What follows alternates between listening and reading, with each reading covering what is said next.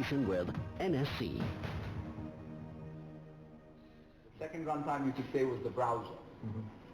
The third runtime can actually be the agent. Oh, wow. Because in some sense, the agent knows you, knows your work context, knows the world. And that's how we are building Cortana.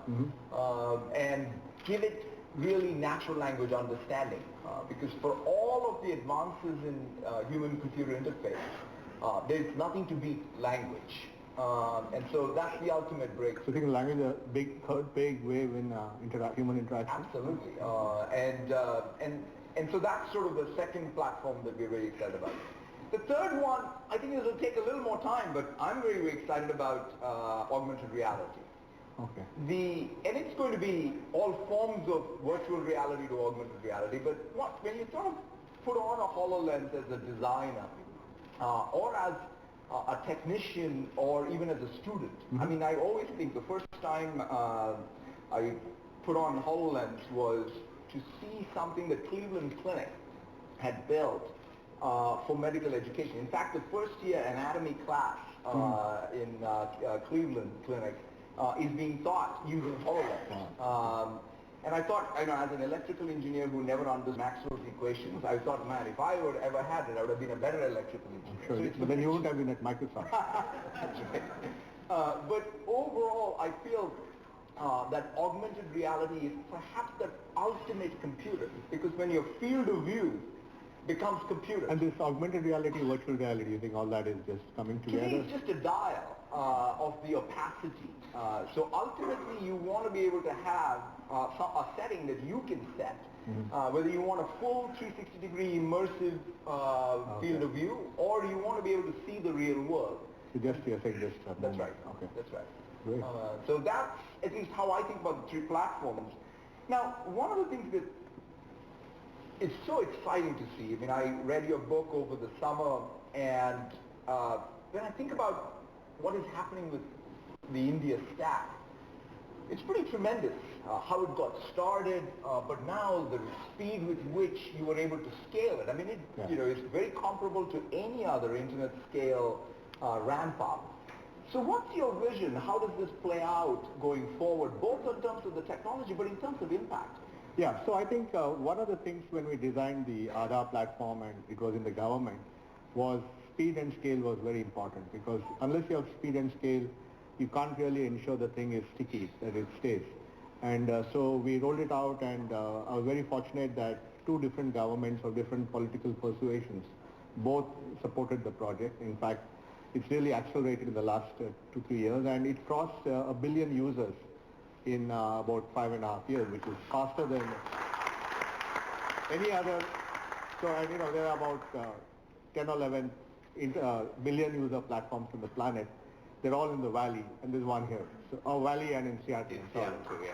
all in the West Coast and here. So I think that was very important. But we actually said, how do we layer APIs on this to be able to do different things? So the initial APIs were for authentication, and that allows you to verify a person's identity using a biometric on any device, including a phone or a PC.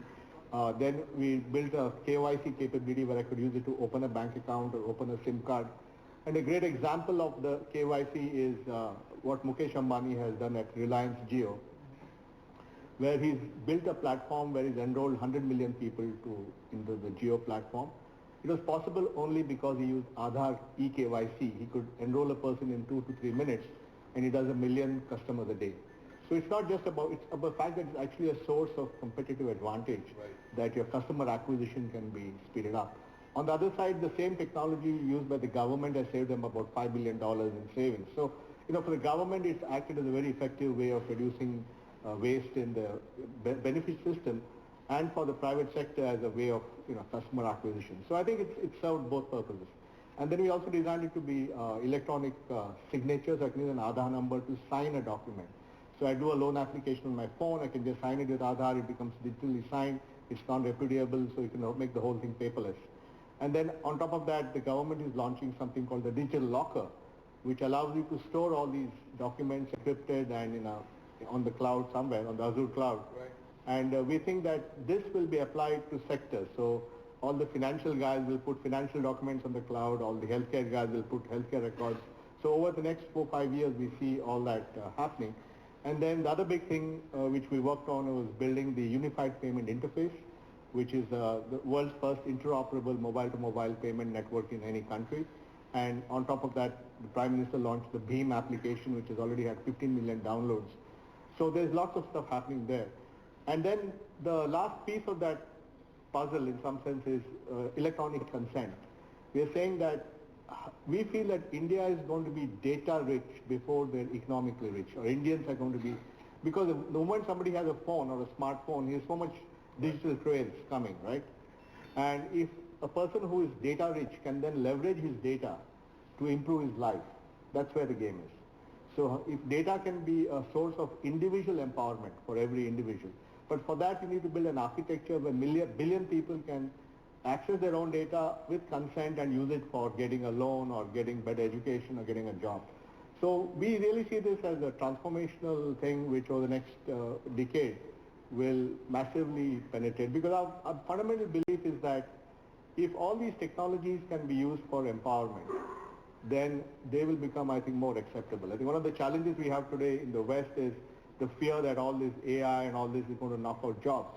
And I think that a lot of the pushback is that. But if on the other hand, we use this stuff to make people's lives better, then it will become acceptable. No, absolutely. I mean, I think that vision of recognizing that data is the new natural resource, but instead of thinking of it as unevenly spread, exactly, to empower every citizen of India, and then to have the stack, the architecture of it, as I sort of I reflect on it, to have that presence-less, cashless, paperless vision on which its entire ecosystem can be built. Yes. It's just super, super rich and very, very exciting. So I know that you're a big believer in platforms and collaboration, and so when you think about all the platforms you have at Microsoft, how do you see using the India stack, or how do you see combining the power of both? What's your view on that? In fact, the more I think about how technology evolves, it's short-sighted to think about just one platform. Mm-hmm. You actually have to have an architectural worldview that says whatever we are building is a platform has to be an ingredient for someone else who wants to build a platform. Mm-hmm. So this definition, so it's composability. In other words, everything really ultimately has to fit into more of a network model. Okay. So in our case, for example, I would love for our services, whether it's Office 365 or Dynamics 365, anything that we're doing end user or Windows itself, to be great participants in the India stack. I should be able to log in using Aadhaar. I should be able Great news. I should be able to use any of our applications using the identity system that every Indian uses. The other part of it is also our cloud infrastructure. We would like to be able to pave it so that any entrepreneur here who wants to build for the India stack can get the security enclave, can get the core infrastructure to be able to rapidly build. And the thing that I'm seeing is, as you were talking about the broad empowerment, when I look at our own cloud growth, which is, doing very, very well for us, of course, the traditional large businesses, whether it's the banks, whether it's even in healthcare, but even the public sector. Yeah. To see the government in Andhra Pradesh, for example, use machine learning to detect high school dropout and use the scarce resources of the state to be able to intervene. And now it's spreading to Jharkhand and Punjab. Or ICRISAT using, again, sort of IoT and machine learning to be able to say, let's improve the yield of farmers and have that spread across the country.